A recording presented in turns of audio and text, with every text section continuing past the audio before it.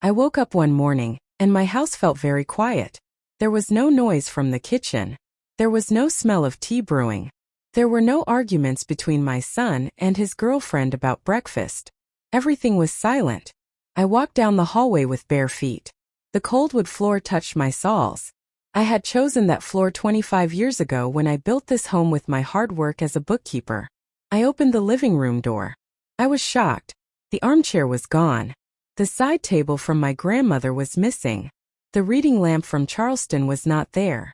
The dining area was empty too. The maple table, the seats, and the vintage sideboard were all gone. My heart beat fast. I felt the pulse in my head. I ran to my bedroom. My bed and clothes were still there. But the hallway cabinet for important papers was empty inside. I searched the whole house like a crazy person. The screen, the wall pictures, and even the balcony planters were missing. Where was everything? My hand shook as I grabbed my phone. I called my son Jason 4 times. On the 4th try, he answered. His voice was calm and happy. "Mom," he said. "Jason, where are you? What happened to the furniture? The house is empty." I said. "Oh, right, Mom. I am sorry I did not tell you earlier," he replied. I heard his girlfriend Tara laugh in the background. "We sold some stuff. We needed money fast." The room felt like it was spinning. "You sold my things? My furniture?" I asked. "Do not get upset, Mom. It is just objects. Tara and I are in Rome. She always wanted to see it. You always say couples should support each other, right?" he said. I could not believe it. "Jason, that is my home. Those were my things. I bought them with my work. Come on, they are replaceable. Tara has been amazing to me. Family comes first like you taught us," he said. I shut my eyes. The call ended. I stood in the empty living room with the phone in my hand. Something broke inside me. But I did not cry. I did not scream. I smiled. In that quiet empty space I made a decision. It would change everything. My name is Elena Miller. I am 59 years old. I worked as a bookkeeper for 35 years to give my son a good life. I became a widow 12 years ago. This house is mine. I built every part of it alone. What my son and that woman did would not go without an answer. It would not be revenge. It would be justice. When they came back from Rome in 2 weeks with photos of the Colosseum, I would have a surprise for them. A surprise that would make Tara faint. 3 years ago, my home was full of life. I woke up at 5:30 every morning. I made dark roast tea like my aunt taught me when I was young. The smell filled the house like a warm hug. I cooked waffles, sausage, and yogurt. My house smelled like a real home. I lived alone after my husband died, but I did not feel lonely. I had my job, my knitting friends on Wednesdays, and my balcony herbs that I watered while listening to the park fountain.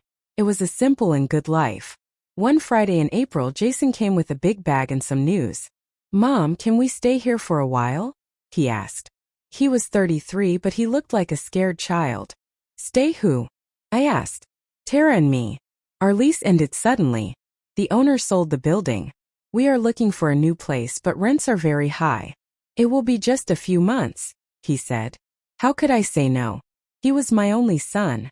I worked extra hours after his father died to raise him.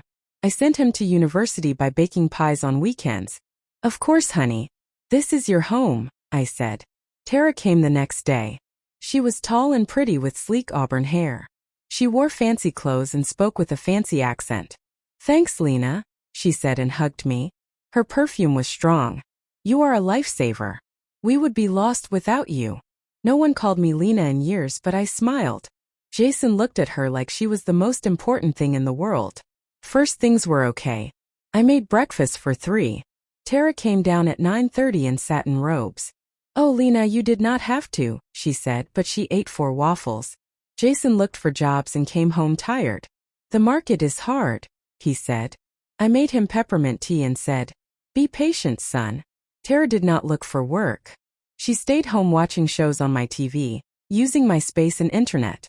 I said nothing because family is most important. That is what I learned.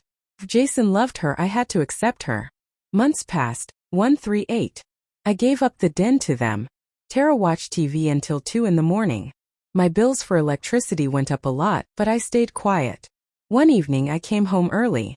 I found Tara's friends in my breakfast nook drinking wine from my special goblets. Lena, meet the crew. We are planning a natural skincare business, Tara said. I said hello and went to my room. Their laughs lasted until midnight. Jason got a job at a gadget shop. It was not his field, but it was work. He came home tired. Tara said, "Babe, I have a headache. Ask your mom to cook." Jason looked at me with sad eyes. So I cooked after my long day. They ate in the den watching shows while I washed dishes. But Jason's hug and "Thanks, Mom.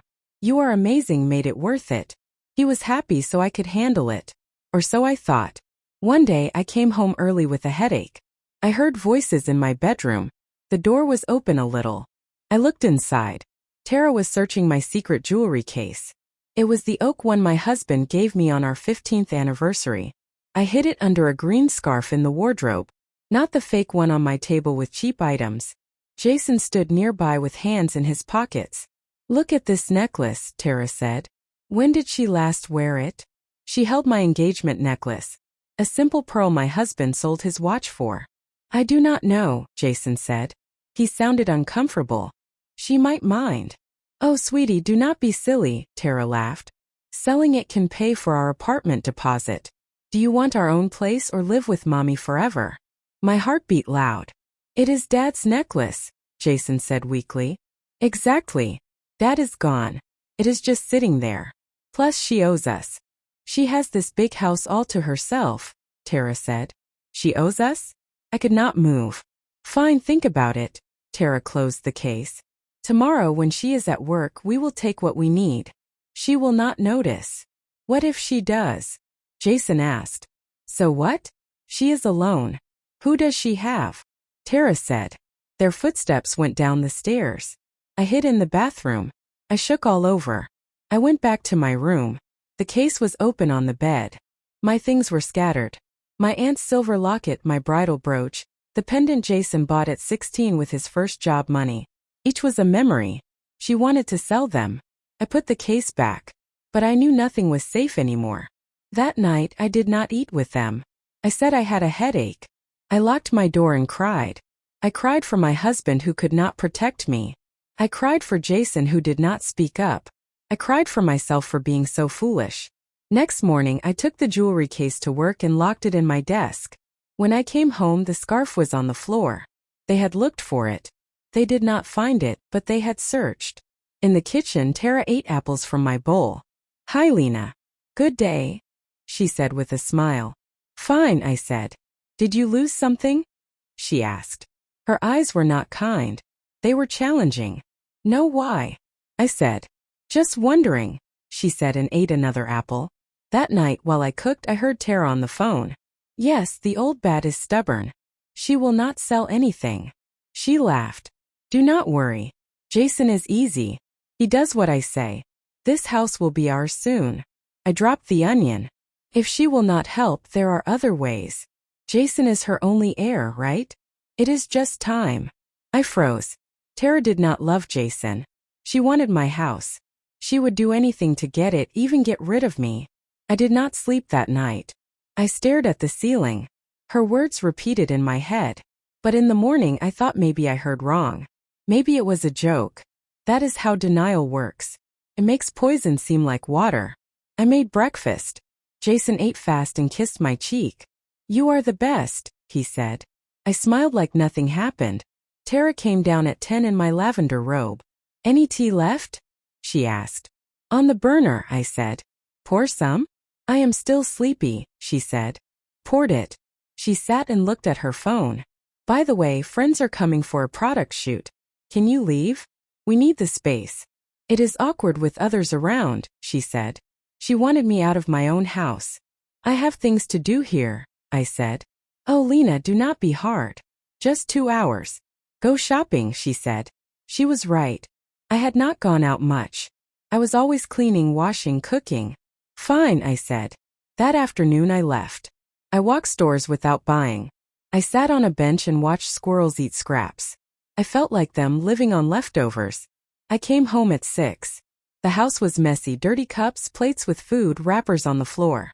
Tara was in her room on the phone. I cleaned everything without a word. That is what I did. Clean, cook, stay silent. The days were the same. Tara asked for more. Lena, wash this top by hand. It is delicate. Lend $400? I forgot my purse. Payback Friday. She never paid back. Sleep on the couch tonight? My aunt needs your bed. I said yes always. I was afraid. Afraid Jason would get mad. Afraid they would leave me alone. Afraid of the truth. One day my friend Clara came. We sat in the kitchen because the den was taken. Elena, are you okay? You look tired, she said. I am fine, I said. Are they still here? She asked. Yes, looking for a place, I lied. I could not handle it. I would kick them out after a few days, she said. We laughed, but mine was fake. Clara hugged me. Call anytime, she whispered. I did not call. That would mean admitting something was wrong. I was not ready. Weeks later, Jason asked me to the mall. Tara wants boots. Come with us, Mom, he said. It was rare for us three to go out. I said yes. At the store, Tara tried 8 fancy pairs. Which do you like, Lena? She asked. The brown is nice, I said. But the blue is better. I will take both, she said. Jason whispered. $350. I do not have it. Tara stared. My birthday is soon. You deny me. Jason looked at me. I paid with my card. Tara hugged me. Thanks, Lena. We will pay back, she said. They never did. On the way home, Tara was happy and sang. Jason drove quietly. I sat in the back unseen. That night, I looked in the mirror. Who was this tired woman with dark eyes and dull hair? Where was Elena Miller, the strong one who built a life alone? Then I heard voices in the kitchen. I went down quietly. I hate asking her for money all the time, Jason said. Get a better job then. I will not marry a poor man, Tara said. Mary? We talked about this. No money for a ring, Jason said. Exactly. Sell things. Make her sell the house and give us half. She is old. Why does she need so much space? Tara said. I froze on the stairs. I cannot ask that, Jason said. Yes, you can. Think of our future, our kids. Do you want them here with her always? She had her life. Now it is ours, Tara said. There was silence. You are right, Jason said. Something woke in me. It was not pain. It was clear thinking. I stayed on the stairs in the dark. They planned my life like I did not matter. Like I was a problem. They went to their room. I went to mine and sat in the dark. No more tears. Just a question. What else are they hiding? Next morning, I left early without making breakfast. I waited outside my office until it opened. My boss came. Elena, why so early? He asked. I needed to get out, I said. I worked hard that day without thinking. Thinking would break me. I came home late. The house was dark. Their door was open a little. I heard voices. She is acting strange, Tara said. Strange how? Jason asked. No breakfast today. Where was she? Tara said. At work, I think, Jason said. Yes. Did you know she has accounts at Wells Fargo and Citi? Tara said. My blood went cold. How do you know? Jason asked. I found statements when I cleaned her room. She has almost $750,000, Tara said. That was my savings for old age. I saved it for years. We cannot touch that, Jason said weakly. I did not say touch it. But when she is gone, it is yours. Ours. Just be patient, Tara said. What if she gives it to charity? Jason asked. That is why you must be nice to her. Make her feel important. Old people like that, Tara said. Old people. That is what I was to her. Not Elena. Not a mother. An old person to wait out. I went to my room and locked the door. I opened my drawer. The statements were gone. She had taken them. She knew my money and wanted it. The next days Jason changed. He came home early. How was your day, Mom? He asked. He helped with the table. He asked if I needed things from the store. He followed Tara's plan to keep me from changing my will. I acted normal. Thanks, son, I said. I smiled and cooked. But inside I was different. One day when they were out, I searched their room. Tara's closet had new fancy clothes and shoes. In the drawer I found a journal. Project Homebase, it said. My hand shook as I read. Dates and plans. April, move in, make her feel needed. May, use her things, take space. June, find her money info. July, make Jason close to her. Last page in bold. Goal. Get house in Jason's name before 60. Old people are hard to convince legally. If easy way fails, plan C. I did not need more. I put it back and went to the kitchen. My hand shook as I poured water. The door opened. We are home, Mom. Jason called. I breathed deep. In the kitchen, I said. They came with bags. We got your favorite muffins, Jason smiled. Tara looked at me. You look pale, Lena. Just tired, I said. Rest more. At your age, take care, she said. That night, I sat in the kitchen with cold tea. I decided. I would not run or beg. I would act smart. My job taught me numbers do not lie. I was good with evidence. If Tara had a plan, mine would be better. I took photos on my phone, Bill's journal pages. I saved them in the cloud as garden tips. No one would guess. I went to the bank often. Mrs. Miller, is everything okay? The advisor asked. I need to protect my money, I said. She gave me a notary's card for older people protection. The notary was Rebecca Hayes, a woman in her 40s, serious but kind. I told her everything. She listened. This is common, she said. Kids see parents as money sources. In-laws plan to take all. What can I do? I asked. A lot. Protect assets. Make a strong will. Document abuse. You can evict or report them, she said. Evict my son? I do not know if I can. I understand. But think what they will do when you are not useful. Care for you or wait for you to go, she said. I left with a tight stomach but clear mind. I was not the Elena who cleaned quietly anymore. I was the one who planned. When I woke to the empty house and Jason said on the phone she earned Rome, I was not surprised. I expected it. I had my plan ready. Justice from patients in 2 weeks of work. The empty house day was a normal Tuesday. I woke at 5:30. The ceiling had the same cracks and spot my husband promised to fix. I went down. The silence was like death. The living room was bare. I thought it was a dream. I closed and opened my eyes. No. The heirloom rocker, end table, lamp, all gone. Even curtains. Feet heavy, I checked the dining room. Table, chairs, sideboard gone. Kitchen, pans, dish set gone. Fridge empty, even food taken. Guest room bare.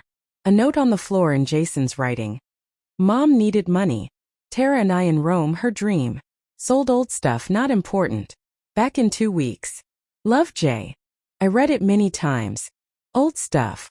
That rocker where I read stories to Jason. Table for birthdays. Lamp from my grandmother. My life, not old stuff. I sat on the floor. Something broke. But no tears. Just cold anger. Called Jason. Mom, sorry, not sooner, he said. Tara laughed. Sold bits for cash, Rome for her, he said. My things. I said. Just material, Mom. She deserved it, he said. Call ended. I sat long. Then I got up. 1 chair left in kitchen. I sat and listed stolen items with values. Total. $160,000 for their trip. I smiled. My son was gone. Not the boy I raised. A stranger. Tara was a thief. They would want more when back. Unless I acted. I called Hayes. Urgent, I said. I dressed in my best suit. I told her all, showed photos and list. Theft, she said. Charges. No. Better plan, I said. I explained. She smiled. Legal and smart. 2 weeks flew. Day 1, new account, money safe. Day 2, changed all locks. Day 3, moved their things to garage and boxes. Day 4, bought simple new furniture.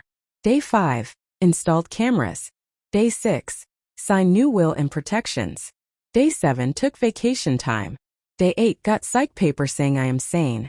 Day 9, started eviction papers. Day 10, sent letter to Tara's mom about things. Day 11, planted new herbs, felt good. Day 12, Clara came, heard story. You are strong, she said. Day 13, cleaned house top to bottom. Day 14, new hair and clothes. I looked different and liked it. Day 15, their flight at 6. I made tea, sat on new couch, waited. Cab at 6:20. Laughs keys try fail. Doorbell. I opened. Jason tan hat. Tara shades suitcases. Mom locks wrong. Jason said. Exhausted help bags? Tara said. No, I said. Silence. Keys changed, I said. Why? Jason laughed nervous. You do not live here. Sold my things out, I said. Tara. Sold junk. My junk, my memories, I said. Mom joke. Jason said. No. Not welcome, I said. Tara stepped up. This is his house too. My name, my work, I said. Street. Jason said. Not my problem, I said. Family. Tara yelled. Family does not steal, I said. Things over people, you said. Tara said. You are no family. Thief, I said. Jason begged. Mistake. Sorry. Fix. Nothing to fix, I said. Let to garage. Open. Boxes stacked. What? Tara whispered. Your gift. Packed. Take her charity, I said. Jason sat on floor, cried. Tara saw wall. Big copies of her journal. How? She said. Found it. Documented, I said. Tara fainted. Jason yelled. Ambulance. Shock. She wakes, I said. Cold, he said. Tired, I said. Tara woke, cried. Over. I closed door. Tomorrow deadline. They left late, crying. Garage had note. Sorry. Forgive.